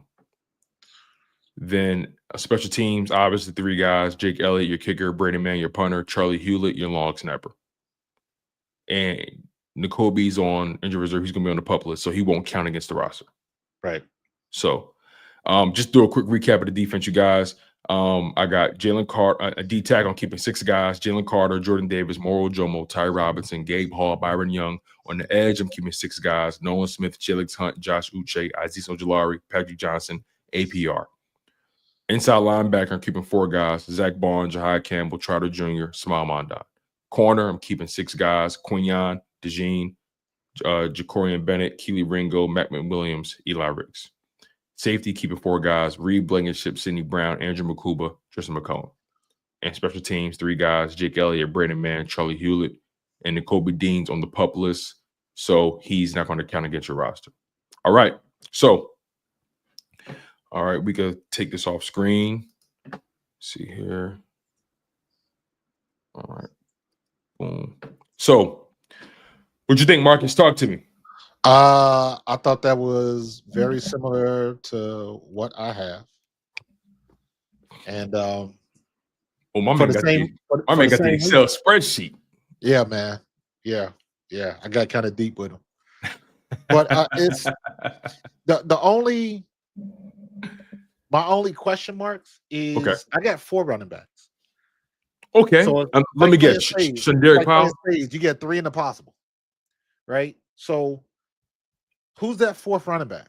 And the reason why I say that is because are they going to keep running backs and linebackers? Are they going to keep Van Sumeren so he can go in and running back?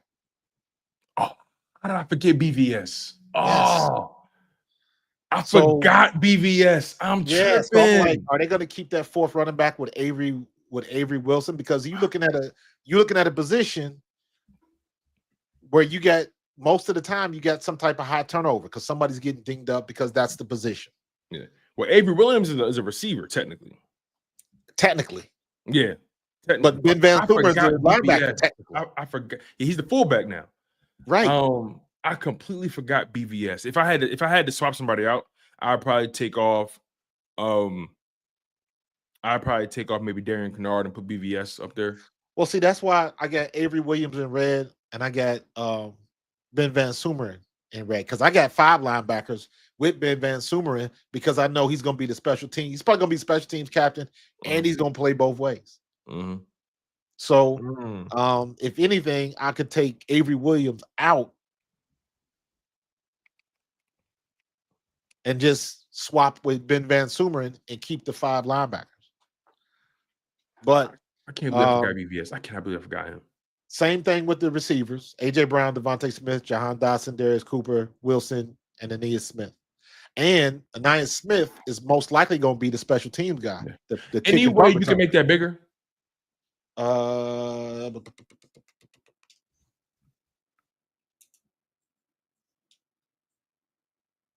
Because again, I still can't believe I forgot Ben Van Sumeren. There it is. Yeah, appreciate you. Can't believe I got him. It wasn't like I completely overlooked it. Yeah, it's it's a lot, and that's where it gets tricky when you swapping players based on those specific situations that you don't think about until they actually happen. But Aeneas Smith, he's going to be the return guy probably. Mm-hmm. Avery Williams is going to be the backup for the return guy. Cooper DeJean is not punt returner no more. I think that's done. Yeah. Yeah. Dallas Goedert, Grant Cal can tell you, I got 3 tight ends because per our conversation, Dallas Goedert gets hurt. So you're going to need 3. Right. But here's the thing, right? To your point.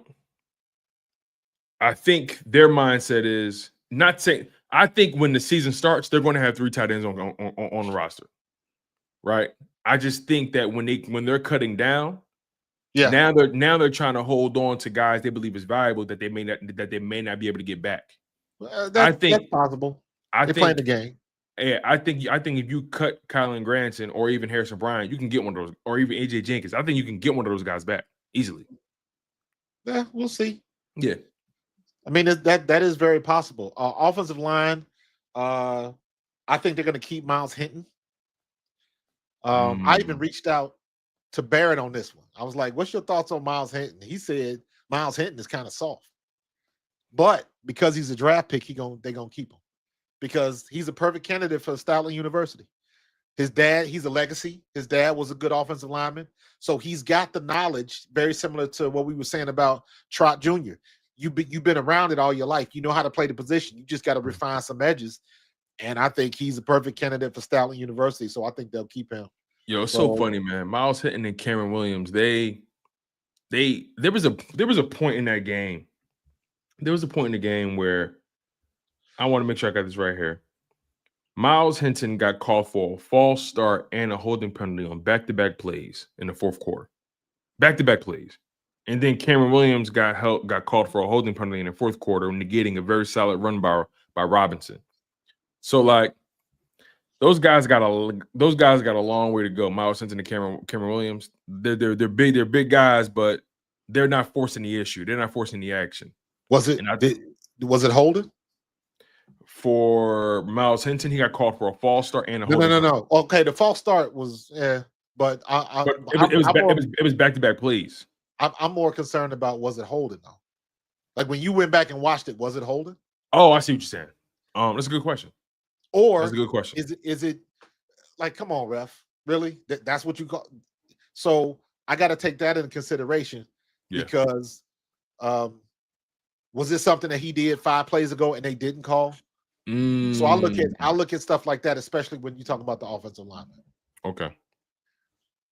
So, but anyways, defensive tackles, Jalen Carter, Davis Ajomo, Ty Robinson. I'm with you, Gabe Hall. I think Gabe Hall is going to be a player. Need to see a little bit more, but We already know our edge rushers are solid. Where'd they go? Nolan Smith, Jalen Hunt, Ojulari, Josh Uche, and APR. Okay. APR, I need to see more from him, but I think I think he might end up being a steal. So linebackers, that fifth, I agree with you 100% when you with your 4, but I got to add Ben Van Sumeren for what he does and the possibility of them using him on the offense.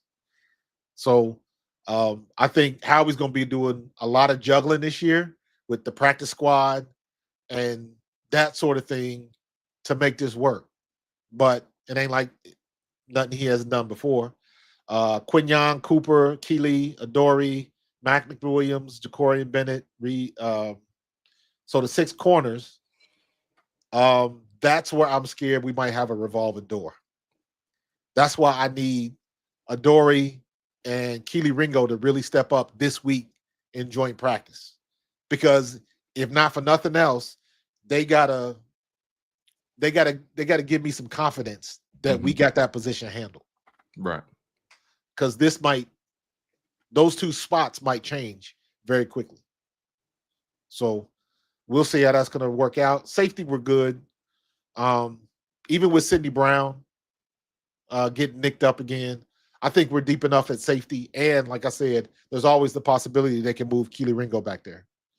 So, and then special teams, I was really happy. I haven't heard anybody talk about it, but I was really happy when Jake Elliott and Braden Mann switched. Yeah, somebody brought that up in my stream the other day, and I was like, "Where?" I completely overlooked that. Didn't even. I didn't notice. Didn't even, and that's the beauty of it.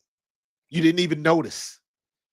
So if something happens and Jake Elliott gets nicked up or roughing the kicker or something like that, we got somebody that can still kick the ball. Right. And with our luck, Murphy's Law, that's going to come into play. Wow. Okay. So let's recap year 53 real quick. Let's do a quick recap. So you got Jalen Hurts, Tanner McKee, DTR. All right. Yeah. And let's continue from there. So I wasn't high on DTR either. I wasn't either. I was like, you know what? He looked pretty good in the game. Yeah, I wasn't too high on him either. I would rather have him than a rookie. Even though Kyle McCord is from the crib, he from here. Yeah. I think Kyle McCord might end up on practice squad though. All right. Yeah, let's recap this thing. So you said Saquon, Will Shipley, AJ Dillon at running back, and Avery Williams. No Sean Derek Powell? I'm curious. Actually, more so. I'm just curious about what you think of him. I want to see more. Okay. We gonna have to revisit this at game 3. Of course. Game 3. Because everybody, how many times have we said this? Man, they had a real good preseason. That's a good point. So I need to see more. Everybody has flashes. Ultimately, I need to know if they know what they're doing. They know the playbook. They're not thinking. And you're not gonna be able to tell that in one game. Even with Darius Cooper, it looks like that's what it looks like. But if it gets the Browns, if he drops 3 passes, we got a whole different conversation. So we just gotta wait and see. Silent enthusiasm, man. Silent enthusiasm. Right, for sure. All right, let's see here. All right. No, we got it in there. We didn't forget BVS. Yeah. Coach got him. I forgot about him. I personally forgot about him. I don't know how I did that, but nonetheless, I did. So you got AJ Brown, Smitty, John Dodson, Darius Cooper, Johnny Wilson, and I. Smith. Tight end, you got Dallas Goedert, Grant Calcaterra, Kylan Granson. All right. Can you read off your offensive line for me? Where we at? Mylada, Dickerson, Juergens, Tyler Steen, Lane Johnson, Miles Hinton, Trevor Keegan, Drew Kendall, Kendall Lamb, Matt Pryor.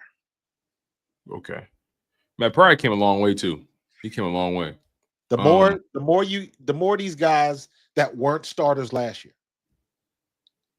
But the more time they spend at Stoutland University, they solid. They solid. We are one of the few organizations where, especially at offensive line, if you don't start, your stock is going up because all you're doing is you in class, you get your master's degree from Stoutland U. So, D tackle. I know I forgot somebody at D tackle. I'm trying to think, who did I forget? Carter Davis. You forgot Byron Young. Byron Young. It depends on what they do. Heck, really, that can go back to whether or not they keep Van Sumeren. Or even keep 3 tight ends. Yeah. So it's, I mean, this is we at week 1, bro. This is fluid, very fluid. Absolutely. Absolutely. Yeah. And we definitely got Drew Kendall as blunt. Drew Kendall's on the offensive line list for sure. So yeah. All right. Linebacker. Vaughn, Jihaad, Trot, Smile, the Van Sumeren. Then you got your cornerbacks, Quinyon Mitchell, Cooper DeJean, Keely Ringo, Adoree Jackson, Mac McWilliams, and Jacorian Bennett. Jacorian Bennett is going to get the bulk of the work this week because now everybody's itching to see him because of the performance by Keely and Adoree. Yeah. So the pressure is on them to quiet down the criticism. That's why this joint practice is going to be so important. Absolutely. Not worried about Reed. Our safeties are solid. Even though Sidney's getting hurt, he's solid. I would say, that's a prime time for Andrew Makuba, but he hurt. He can't get on the field. Good point. So at some point in time, you got to get tired of talking about potential. And you got to see what they can actually do. And of course, our special teamers. So I like it. Of course, this is going to change like 12 times. So real quick, you have Adoree Jackson making the roster just simply off of the veteran status? I'm assuming, of course. I'm just asking. Yeah, I think because here's the thing. If we do have a revolving wheel at that position, I don't want a rookie in there. I don't want a young player. Mm-hmm. So didn't we say the same thing last year with what's the boy? He came through in the Super Bowl. My memory's trash right now. Who am I thinking of, Tone? What position does he play? Pass breakup in the Super Bowl. Oh, you're talking about Avonte Maddox? Yes, thank you. Avonte Maddox. We thought of him as a liability during the year. Mm-hmm. But push came to shove. We knew he had experience. We knew he could play. We knew the pluses and the minuses. And sometimes the minuses outweighed it. But you want somebody with experience. You don't want somebody lost in the sauce at that position, especially the time that we needed him. And it only takes one play. Avonte Maddox made one play in the Super Bowl that made all the difference in the world.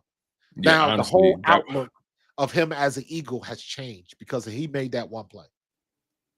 You're actually right about that. The thing about Avonte is, like, I knew he could play. The injuries started to affect how he played. Yeah, he was feast to famine, man. Yeah. Feast to famine. Yeah. Like, there was a 2-year stretch where he was one of the best slot corners in the league. There was like a 2-year stretch that he just kept getting hurt and, just kept declining from there. But yeah, man, okay, good exercise. Good exercise. We're definitely going to revisit this at a later date. Maybe make some tweaks, make some adjustments before the final one comes out. Yeah. I'm thinking we revisit this. Do you want to revisit it after each preseason game, or do you want to revisit it after the third one? Nah, we can revisit it next week. Okay. All right, let's do that then. Absolutely. Absolutely. Cool. Yeah, let's do that. Because you already know there's gonna be moves made. There's gonna be some cuts made, and that's a good point. The Grim Reaper's gonna be active this week. Oh, let me ask you a dark question. Since you were the Grim Reaper, you guys, make sure you smash that like button. make sure you guys are subscribed to the channel. And Marcus, you could bring us back to just a two window. Let me think. How can I ask this? Who do you think gets the first? Who do you think gets the axe first? Okay, let me start. Let me start like this. The first axe comes on what side of the ball? It's hard to say because usually there's players on both sides. Okay. So, well, give me your top three. Give me your. I think the right question would be, give me your top 4 cut candidates. Your top 4 cut candidates. See, I don't like doing that. I don't like doing that, man. That made me, I ain't gonna lie, that made me feel some kind of way, man. I hate NFL cut day. I hate it. You know what? My apologies. You played this game. That is a triggering episode, man. When you get that call, it's like, hey, man, why don't you come on in and bring your playbook? My apologies for putting you in that predicament. You're right about that. But no. What I mean is that like even when I made the final cut my rookie year, and then when I got cut that following year, I made it all the way to the end, and it wasn't just me; it was a bunch of people. Mm-hmm. So they call you in one at a time, but still, they got to make several cuts. So it all depends on how it's going to go and what they're going to do, and it also depends on, did anybody get hurt? Did somebody else get cut? Are you trying to fill a position? Are they trying to go to 4 running backs instead of 3? So are they trying to have 6 D tackles instead of 5? Like, those things come into play. Who's eligible for practice squad and things like that? I would think that Avery, what's his name? Avery Williams. Avery would probably be on the hot seat. Keely's not going anywhere. Honestly enough, AJ Dillon could be on the hot seat. Really? Yes. He could be on the hot seat. Explain that. Just one of them things. Maybe they don't want 2 running backs like that. Maybe they want to, I don't know. Because there's going to be somebody cut and you're going to be like, oh, damn, I didn't see that coming. Oh, okay. Maybe this is a better question then. Because you kind of already touched on the AJ Dillon. If there's any cut is there any cut that would shock you if it happened? That AJ Dillon, that would shock me. If they cut Gabe Hall, yeah, they ain't doing that. They're not. That's why it would shock me. Yeah. And you got to remember, they're also playing these games. They want to cut somebody. Hopefully they clear waivers and re-sign them at a lower price. Mm-hmm. So Howie's trying to play that game too. So a lot of times it might not be like, yo, they cut somebody. Like, no, a lot of times they trying to sneak him through waivers so they can re-sign him, put him on the practice squad for a week, and then, whatever they sign him for, they lose that sign-up bonus, but the contract is going to be more team equitable. So, there's that game as well. But as a player, that works in our favor because if somebody picks you up, well, you're still on the team. But then you go to the next step. Are you going to a different team? And now you just a camp body. Now you just, you on a practice squad and you cut 3 weeks later when you had a real opportunity somewhere else. So there's a lot of stuff that can happen. It is very, very stressful. Listen, man, to this day, NFL cut day, I always feel some kind of way because I know that there's somebody that's going to get cut that shouldn't have got cut. And I know there's somebody that made the roster that shouldn't have made that roster. They made it because of business. Yeah, business decisions. Business decisions. You got to play the game, and the game ain't fair. Yeah. So man, I always feel bad because I know there's a gang of folks out there on the phone with their agent talking about, well, we'll see who's, they know you're available, and all you hear that same speech, and it's like, yeah, man. It's a nasty game. It's a nasty game we love. It's a nasty game they play. A nasty game they play. This is a nasty business. Do not get it twisted. For sure, man. For sure. But Marcus, we had a hell of a show, man. Yeah, man. We covered a lot of ground. and I can't wait until this next preseason game. I'm super excited about what's to come. I'm excited about all these players, man. I want the best for all these guys. Look, things may not go right in Philadelphia for some guys, but maybe guys catch on elsewhere. We've seen it with Russell Douglas, right? Yeah. Russell Douglas, things weren't really cool for him in Philly. He gets to Green Bay and he manages to secure himself some good money, and then he gets traded to Buffalo and got some good money over there. So I think he's a free agent right now, but. Russell Douglas made some decent money and was able to maximize some good stretches of play he put up. So, but listen, man, I think above all else, regardless of what we say here, I think we all want the best for these players. We want all these guys to win in some capacity, man, even if it's not in Philadelphia. And absolutely. And above all else, we want these guys to stay healthy.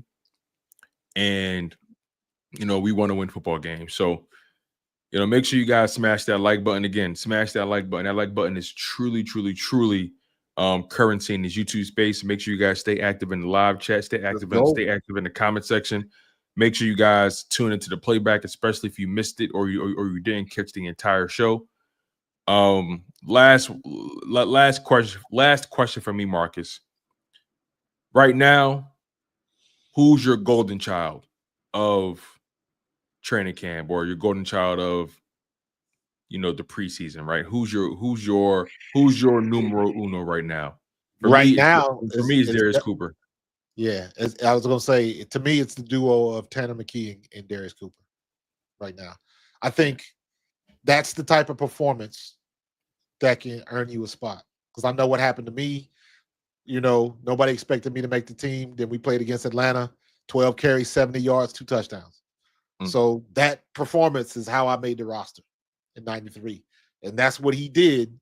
I know it was the first preseason game, and that's why I keep saying, let me see what happens against Cleveland, because this is a very pivotal practice. This is, I think, practice more so than the games.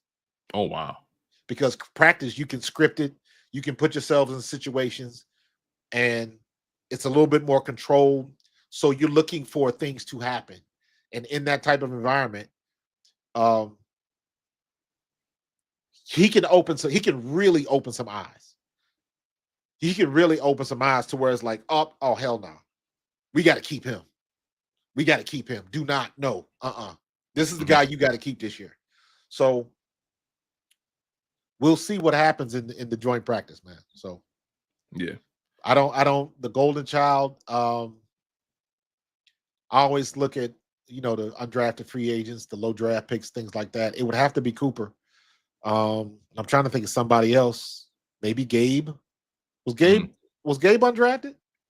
I think so. Let me see if I can find out real quick. See if I can find out. Gabe Hall.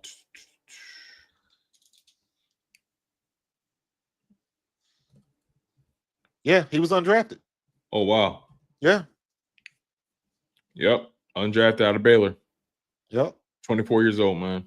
So he's another one that's big dude. 6'6", 295. 6'6". Just keep making plays. Keep making plays. Yep. I ain't got much else, man. Make sure you guys smash that like button. Make sure you guys are subscribed to both channels. Subscribe to Coach Marcus on Pro Fan Talk. Again, subscribe to him at Pro Fan Talk. Does amazing work covering the WBA. Make sure you guys subscribe to Pro Fan Hoops as well. He's covering basketball on that side. Pro Fan Talk is relegated to covering, not just the sports business, but the NFL and the Philadelphia Eagles. Make sure you guys stay locked in on Coach Marcus, man. He does phenomenal work, man. Truly. Man, I was on a struggle bus yesterday, bro. I'm trying to cover the WNBA. I'm trying to watch the games. I'm like, I'm really trying to get into film study again. Yeah. So now, like, I'm going back and forth. Then I look up in the Indiana Fever, bro. They lost both their point guards in one game. Dang. Both of them. Sydney Colson tore a knee, and Ari McDonald broke her foot. Sydney Colson tore a knee. She's out. She's done for the year, and Ari McDonald's done for the year. I'm like, what? I was like, and Sid is a vet. She's an OG. Like, she's 34, 35, I think. You think she comes back next year? And that was the game. That was the Thursday. I was at the alumni game. I was like, I was gone for one day. One day, come back and both my point guards out. They won last night, but again, Chicago's terrible. So beat the teams you're supposed to beat. But it's getting crazy, man. I'm going back and forth, studying film. I still want to go back and watch the game. I haven't studied the film of Cincinnati yet. So I still want to go back and look at that because I want to look at some of the offensive linemen. I want to really study the film on what Shipley did and what A.J. Dillon did. So I'm trying to go back and look at that. I'm doing the golf stuff now. A lot of stuff, man. A lot of content, bro. Super busy. And like we were talking about earlier, hey, anybody in the chat, man. Me and Tone was talking about this before. I'm trying to figure out a way how I can get a room together. Maybe I'll do it on TikTok or something like that. But we can talk about Alien Earth coming on Hulu next week. I'm all for it. No, if I get into a show, I was somebody like that watched Game of Thrones religiously because I read the books. Oh, you read all the books?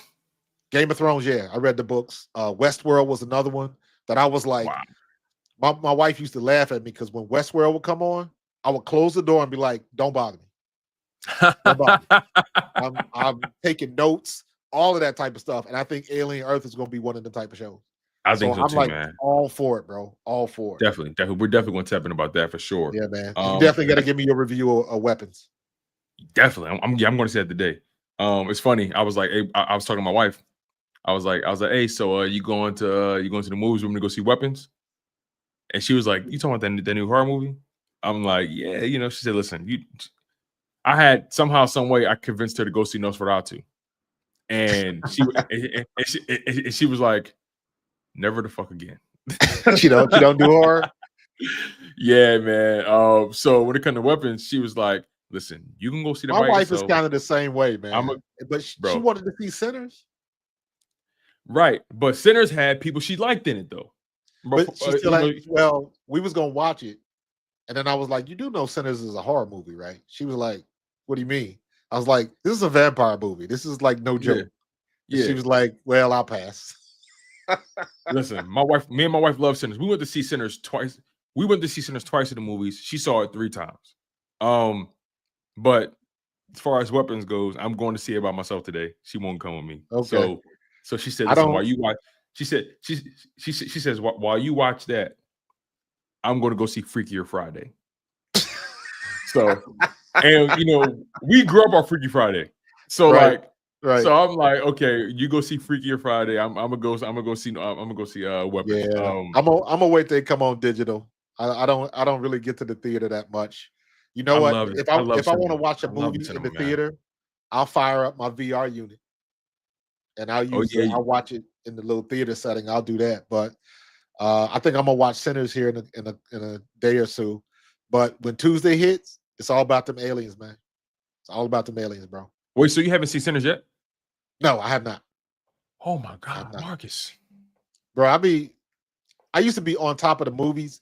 The last horror movie I saw in the theater, I'm trying to remember, that I actually paid to go see. Mm-hmm. Was probably Cabin in the Woods. Damn, Marcus, that's how a while long ago. Cabin in the Woods. I really like that movie. Everything else, I just wait till it comes on cable and I'll watch it. I'll pay for the thing on cable. Yeah, Alex. Yep, it's on my list. So I'm gonna end up checking it out. But right now, the only horror movie that I really want to watch is the Dallas Cowboys. So that's hilarious. That's hilarious. I had to get it. That's hilarious, man. But on that note, you guys, smash that like button. Make sure you guys are subscribed, man. We appreciate you guys so much, man. That's been the show. You guys have been tuned into your Eagles off-season show, soon to be your Eagles in-season and pregame show, featuring Coach Marcus from Pro Fan Talk, and I'm your guy, Tone DeShields II from Chalk It Up Sports, where no matter if we win or if we lose, we just got to charge it to the game. Marcus, spin that record, man. Go Birds.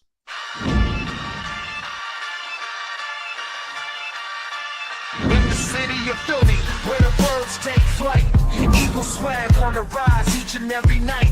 Tone and Marcus got the scoop ready to ignite, from the lanes of South Street to the Broad Street lights. Dashing like a running back, hitting every play. Fly guys in the zone, never led astray.